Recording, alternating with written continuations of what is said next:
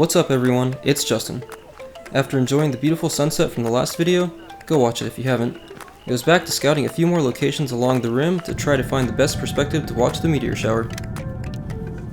The sky was on fire the whole drive back west. The southwest has some of the best sunsets I've seen anywhere. Here's a little behind the scenes of trying to find the best place to set up for the night. Okay, so it is after sunset. I am now wandering around looking for the best spot to take pictures tonight. Look at all these people there. They're all like on the edge of this thing. Be careful when you're walking around here in the dark. Although there is a fence up in most places, in some others there isn't one, and as crazy as it sounds, people have fallen down into the canyon here.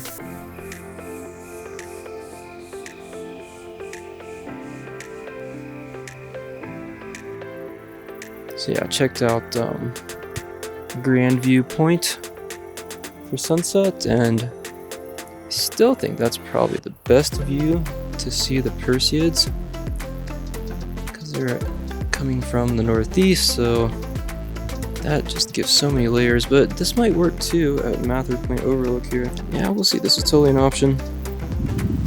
This is closer to the campground where we're staying. Oh, it's so windy here. You can't tell, you can see the trees here.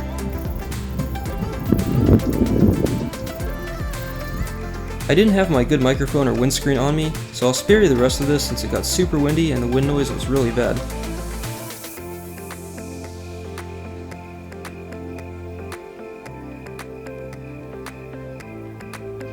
The stars were coming out, but I was growing more worried about the super bright moon ruining our chances of seeing anything.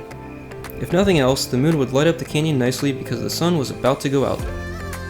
Oh, and it gets really dark here really fast. It is a well-known dark sky area after all, so bring a headlamp after dark wherever you go, unlike myself.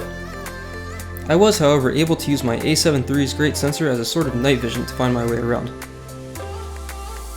One other thing I'll add is that the Grand Canyon smells really good because there's so much pine here. I decided I liked the framing at Grandview Point a bit better, so we went back to the campsite to get things set up, and to wait for it to get darker before heading back east. Hi. It's like an amusement park here. Hi, Happy Feet. Okay, well, here is our campground. It's fairly secluded because they haven't shown up over here. There's somebody over there, but you can't even see them. There's nobody over there. We're kind of at the end. This is nice. Lots of stars are coming out.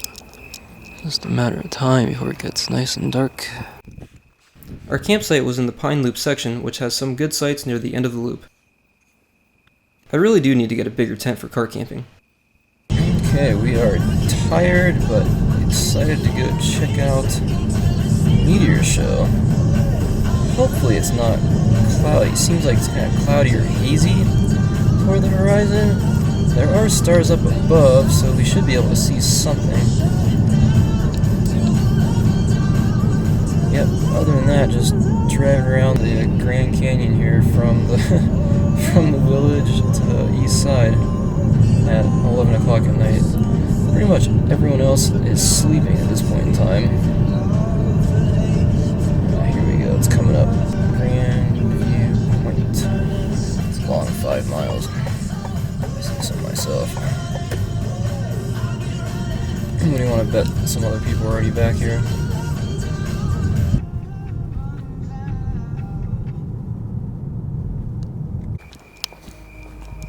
Okay, well here we are. It's windy out here. I need to get out of this wind first. Saw one shooting star. Super hazy around the horizon though.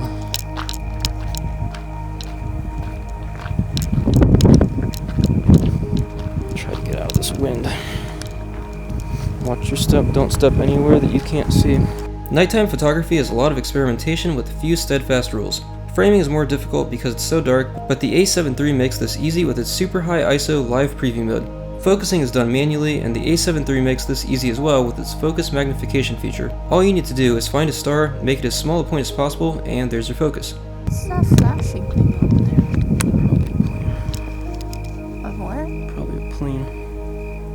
so fast. Where?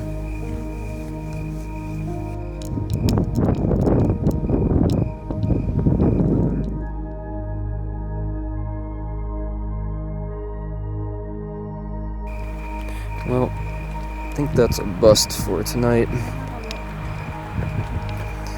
For one,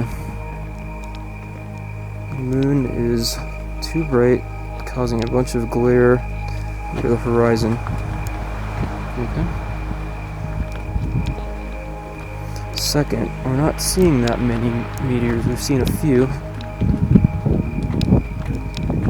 think it's probably just too bright to really see many of them. And third, I don't have a wide enough lens to really get the canyon and way above the canyon. But I'll put together what I have and see what it looks like.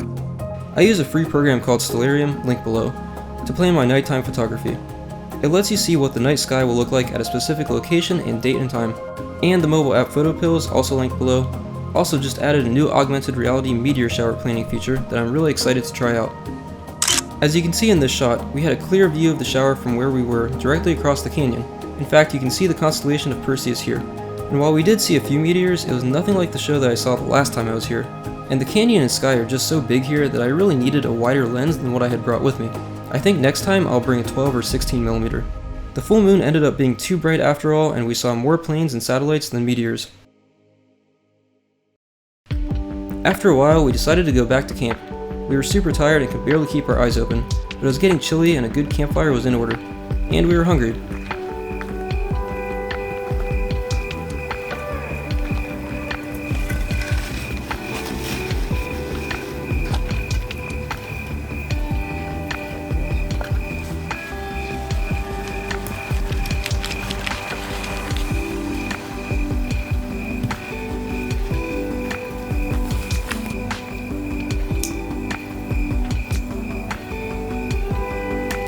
If I wasn't so tired, I would have stayed up longer to do a real time lapse. Next time, I think I'll spend at least 2 nights here to accomplish everything I want, and hopefully I'll be more well rested. We could have waited for the moon to set a bit to help bring out the meteors, but that would have put us close to dawn and we'd already been up for far too long. So while the meteor storm shot I had envisioned in my head didn't quite pan out this time, I did get some gorgeous shots of the canyon earlier in the evening. So I guess I'm making this video to show that even if you don't get exactly what you wanted or expected, it's always worth going out to practice and see what you can capture. We'd also have the chance to see the shower from Sedona over the next couple of nights, and I'll consider this a trial run for next year. I'll post more pictures on my Instagram, so follow me there as I post photos there much more often than I post videos here. After a long day, it was time to get some rest, since the next day we were going to Sedona. So hit the like button, subscribe if you haven't already, and I'll see you in the next one.